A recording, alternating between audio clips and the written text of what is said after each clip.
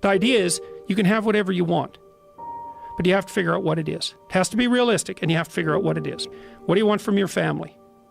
What do you want from your friends? How are you going to educate yourself? What do you want for your career? How are you going to use your time outside of work? How are you going to handle drugs and alcohol and other temptations like that? How are you going to keep yourself mentally and physically healthy? And these are open questions, like you get to answer them. It's okay, so now develop a vision. What's your life going to be like in 3 to 5 years? So you write it down. Then we do something else, which is, okay, your bad habits and your resentment and your bitterness and all of that, your procrastination gets completely out of hand, and you auger down, and you're in your own personal version of hell in 3 to 5 years. What does that look like? Well, everyone knows that. It's like everyone can look into the future and think, well, if I keep going on this dark path, this is where I'll end up. Well, then you've got little hell outlined for yourself to run away from, and you got a little heaven outlined for yourself to run towards, and then you're motivated. Because sometimes, you know, you're just hopeful. I would like a good thing to happen. It's like, yeah, but you know, I'd like to drink half a bottle of whiskey tonight too. It's like, so which is it going to be? Well, just being hopeful about the future might not be enough, but then you think, oh, I see, like, there's that little hell thing that I outlined that's waiting for me. And maybe I'm afraid of taking the next step forward because it's demanding and challenging. It's like, yeah, I'm afraid of that, but I'm way more afraid of where I might end up if I don't get my act together. And people should be. That's why there are conceptions of hell in so many religions. It's like, hell's a real place. Whether it's eternal, that's a whole different question. Whether it's waiting for you in the afterlife, that's a whole different question. But if you've never met anyone in hell, you haven't lived very long. You haven't had your eyes open. Yeah, it's undeniable. That feeling of total, complete misery is undeniable. And yeah, especially when it's compounded by the fact that you know you did it to yourself. Yes. That's the real fun. That's the real fun part. It's like, I'm having a bitch of a time and I richly deserve it. This is another, I mean, this is a giant part of being a human being. And instead of identity politics and right versus left, I think these right versus left battles, oftentimes what they are is simply the battleground for the conflicts in your own mind. There's evil in the world of all sorts, and some of it's the evil in other people. And some of it's the evil in your brother's heart. But the part of it that you can really do something about, that's the malevolence in your own heart. You can actually do something about that. And that's actually way more useful than you think. So, because if you can face it in you, then you start to understand it. And that also makes you strong enough to identify it and to fight it when you see it in the external world. Plus, you don't do any harm. It's like there's lots of people all over the world going out and doing reprehensible things. And you might say, well, you should go out and protest against them. Then sometimes you should. But most of the time you should think, where am I falling short of the ideal? My own ideal. Doesn't have to be one that someone puts on you.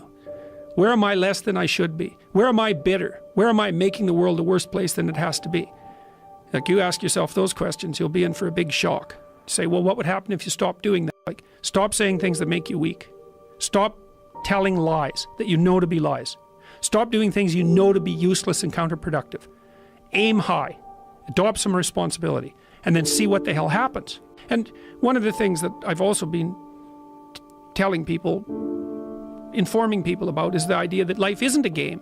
It's a series of games. And the right ethic is to be the winner of the series of games. And part of that means you have to learn how to be a good loser, because you're not going to win every single game. But you also have to embrace those losses as learning experiences. And the people that have never lost are afraid of losing. They're afraid of learning. You're afraid of that feeling, that terrible feeling that you get from losing is so beneficial. Let's say that you could pick you can pick your level of competition in life to some degree. Okay, so let's say you pick a level of competition where you're always winning. It's like, well, all that means is you've picked the wrong level of competition. Yes. Because, you know, like, let's say you're a grandmaster chess player and all you do is play amateurs, and every night you go home and congratulate yourself on what a genius you are because you just stomp these people left, right, and center. It's like, you're not a genius, you're a dimwit. Right. What you should be doing is playing people who are beating you, like, well, as much as you can tolerate. Right. So maybe that's 40% of the time, maybe it's 60% of the time. But that way, because to be a winner, you want to be disciplined, you want to know what you're doing, and then you want to be on the edge where your skills are being developed. And if you're going to be on the edge where your skills are going to be developed, you're at a place where losing is always a possibility, because otherwise you're not pushing yourself beyond your current capacity.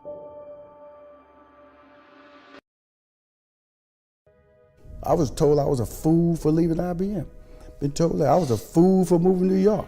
I was a fool for moving to LA. I was a fool for managing Steve Harvey. I gave up a successful stand-up comedy career. I've been told I was a fool for stop managing Steve Harvey.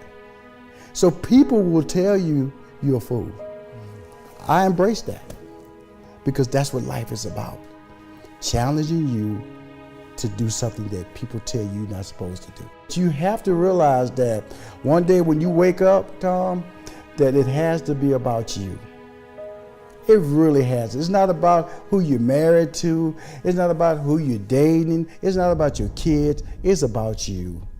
And if you realize that, you will be successful. Because if all your success is about being positive and that you're not driven by selfish modes or selfish gains, then everybody will win. I feel that most people are staying at jobs or working things, or even marriage or relationships, because they fear change. Can I do better? Can I get a better opportunity? Will somebody hire me? Will somebody date me? Will somebody marry me? Will somebody want my kids that I have? People, when they don't want to make adjustments because they've already told themselves they can't do it. If you're about to make a change in your life and you feel uncomfortable, that's the best feeling you can have. Because for the first time in your life, you're making a decision that's going to be best for you and not what somebody told you to do. And that's when all bets are off, man, because you're about to enter some uncharted waters that's going to force you to challenge yourself to be perfect. It was a turning point for me in my life because it let me truly understand how short life is, and also truly enabled me to understand the value of taking advantage of what life is giving you to do. And that's why I always push people. I push myself, because I know I've seen it. I've seen death. I've seen people, children. I've seen adults. I've seen senior citizens. I've seen people who were happy one day and weren't there the next day. If you want to be successful, you have to write down why you want to be successful. Because a lot of people might say, I want to do it for money. I want to do it for passion. I want to do it for cause. That why will determine the steps that you have to put in place to be successful. And shooting for perfection is all good. You don't shoot for average, because you're not gonna hit all the time. If you shoot for perfection and you hit good or great, then you're winning. Don't ever shoot for average. I just try to get people to understand, don't be average. When you want to do something in your life, you don't put options out there. You don't put a B plan. You this is what you want to do. You commit to it. You and anybody watching this show, drive around. Start setting your goals. Because see, if you start setting your goals, then you have dreams. If you have dreams, then guess what?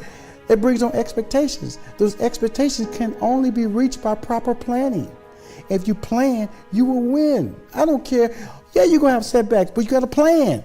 That's what everybody's supposed to do a certain thing, but they don't want to do it. Let somebody else tell you what you cannot do. But in the process of that, prepare for success. In other words, are you willing to put time in your next move? And a lot of people say things like, I'm not a morning person. I don't really know what that means. I really don't. I have 24 hours in the day. I try to take advantage of every hour.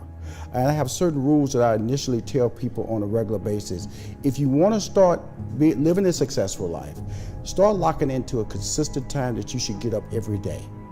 Don't let it deviate. If you say get up at 8 o'clock, don't hit that snooze and get up at 8:30. I get up at 4:30. That's just my time.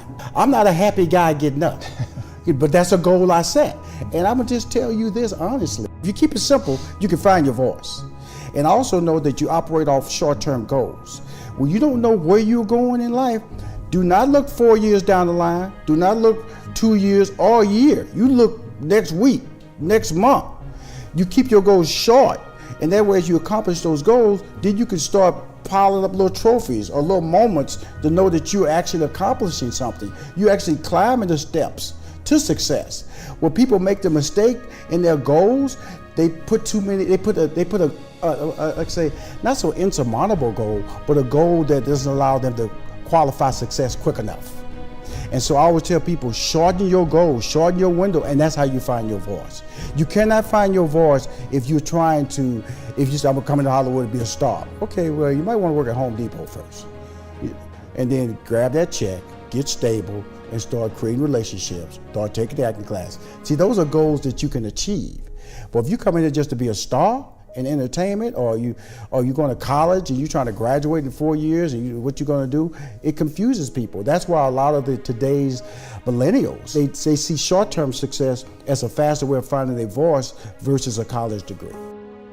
That's when I discovered that you got to have a team. And so I built a team around him. And when I stopped managing him, I was trying to figure out who Rashawn was by myself. And that's terrible, because you got to have people around you that tell you you're great, got to remind you you're special, got to remind you who you are and what you've accomplished. Because it's a general take is that as you build your life, you kind of narrow your accomplishment. In fact, you kind of throw away your successes. And so that's why it's important to have people in your life that are there to pump you up, to tell you, no, you've never done it that way like that before. You're committed to a certain plan of opportunity. Rashad, you shouldn't do it that way. You got to have a team to remind you of what you can do and what you've done.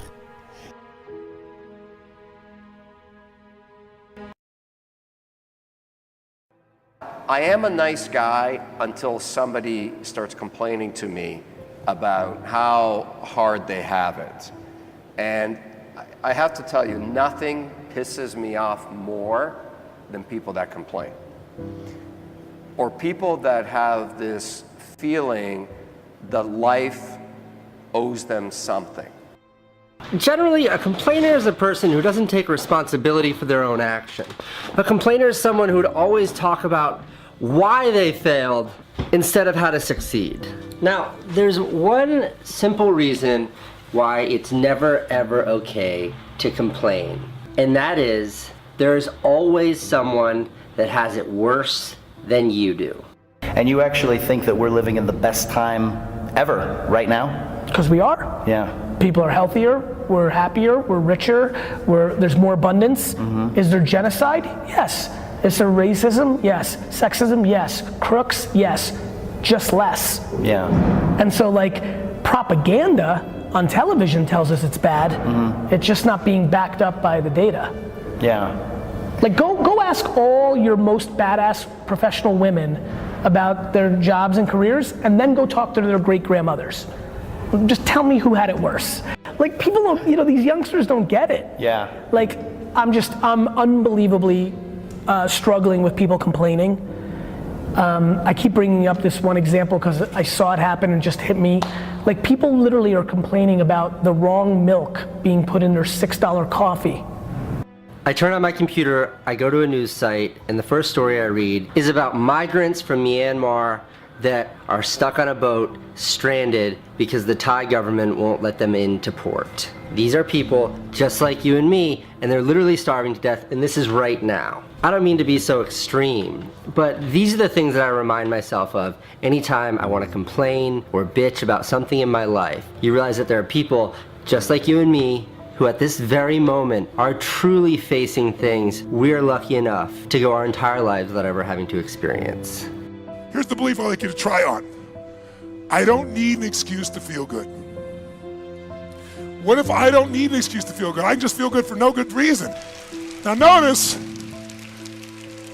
when I first said it, you guys are kind of quiet, processing it. Like, I don't need a reason to feel good? Oh, how do I know to feel good? Some people see that sounds really naive. Really, most people don't need a reason to feel bad. How's it going? Feel like crap. How come? Woke up. And people go, I understand. What if you went to somebody and said, how's it going? They go, I feel so great. How come? I don't know, I just feel good. You go, take that guy to the psychiatrist. Right? They're manic, they're crazy. But somebody else who's depressed and angry and frustrated, you think that's totally normal. That's the cultural hypnosis that we've all been in, no matter what country we live in. If I take whatever you call your stress and I follow the lead of stress, it will take me to your deepest fear. So most people don't want to feel the fear that they're not enough, not smart enough, strong enough, fast enough, rich enough, funny enough, handsome enough, beautiful enough, playful enough, something enough. We all hate that feeling. So we come up with a story about how bad it is, and it's not our what? our what? It's not our fault. There are days, like everybody in this room, there are days where I see overbearing difficulty. There are days where I see more no than I see yes. There are days where I see harder things than I see opportunities, but it doesn't last that long. You know, it's not about eliminating that stuff out of your life. It's working through it and keeping going. I have come to realize that there are two, and only two types of people. Those who complain and those who accomplish. And the more you bitch and complain, the less you accomplish. Sitting around and complaining about the past will not improve your future. You've got two options. What type of person do you want to be? You want to be a complainer, or do you want to be an accomplisher? And by the way, do not get confused here. You have to work to match the ambition coming out of your mouth. This is not about working 15 hours a day. You got family, you got other interests. You do you. You have to figure out what you're trying to achieve and what you want, and then you need to put in the work that maps to that ambition. What is the deepest and most painful loss you have ever experienced? A loss of a job, loss of a house, loss of health, or loss of a beloved one. Did you get over that loss? Or are you still holding on to it? I can't get out. I can't get out. I can't get up. I can't change. You'd be surprised at the people in this room who come to church every Sunday, and by limited thinking, they have decided, I can't change. All I am is all I'm ever going to be.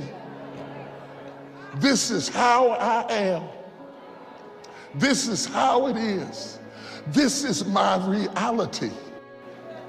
I was watching TV some time ago, and they were interviewing a young man on the south side of Chicago. And he was talking about how horrendous it was to live where he lived. He talked about the shooting and the killing and the mugging and the raping and the destruction. And the woman asked him, why don't you leave? He said, I can't get out. What are these invisible walls that encapsulate us in prisons, and then we indoctrinate ourselves with, I can't get out. I can't get up. I can't go forward. I can't live on. I can't survive. Invisible walls of incarceration will lock you up and cause you to have limited thinking and make you accept circumstances. Anything you adjust to, you will not fight out of. If you adjust to it, you own it. You accept it. It becomes yours. And you tell yourself, maybe this is all God wants me to have. At least it's better than where I started. Everybody's not supposed to be in the air.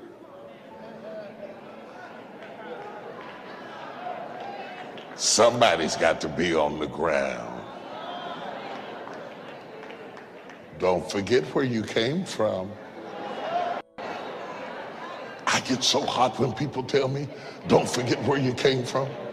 I have no problem remembering where I came from. The thing I'm trying not to forget is where I'm going. Yeah, that's what I'm trying not to forget. I'm trying not to forget that there is something beyond where I am right now.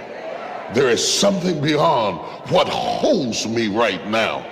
There is something beyond what bothers me right now. There is something beyond what worries me right now. There's something beyond. Sometimes God will let you go through some hard things, toughen you up in places you didn't want to be tough, but he's getting you ready for the next thing.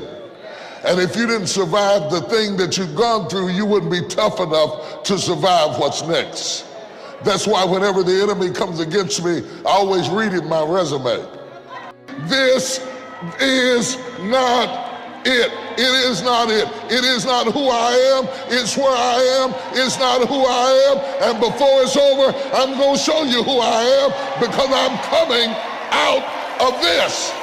You have to be radical. You have to be tenacious. And sometimes you have to talk to things that look like it cannot hear, just so that you can hear yourself say, this is not it.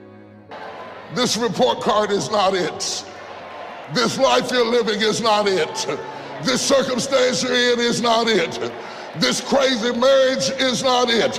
This fighting my way out of my own house is not it. I'm a better woman than that. I'm a better man than that. I'm a better daddy than that. I'm a better husband than that. This is not it. You are never more alive than you are when you are in your scary place. Your head is never as clear as it is when you're in your scary place. Your strength is never as strong as it is when you're in your scary place. The place that won't let you sleep good at night. The place of uncertainty and insecurity, that is the place where you find your wings. Not hers, yours. Not theirs, yours. Not his, yours. There is always something just beyond your scary place that will make you realize that had you not confronted the thing that scares you, you would have never found your wings. I don't care whatever else you find in life. I don't care whoever else you admire or how you see them fly. You will never have fulfilled your purpose by finding my wings. You will only fulfill your purpose when you find yours.